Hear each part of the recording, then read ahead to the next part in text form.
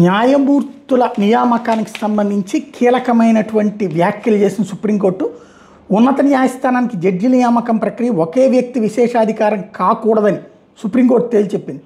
Collegium సమిష్టి నిర్ణయం ప్రకారమే పదోన్నతి కల్పించాల్సిన జడ్జీల పేర్లను సిఫార్సు చేయాలని సూచించింది.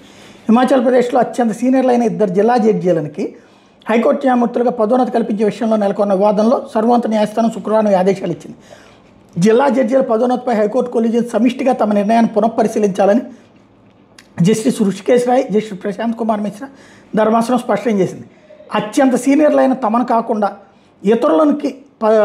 ఇతరులని పదోన్నతి సూచించడానికి చిరాగ్ బాను సింగ్, అరవింద్ మల్హోత్రా సవాల్ చేశారు. ఈ పిటిషన్ మీద విచారణ జరిపిన సుప్రీంకోర్టు ధర్మాసనం తీర్పు వెలువరించింది.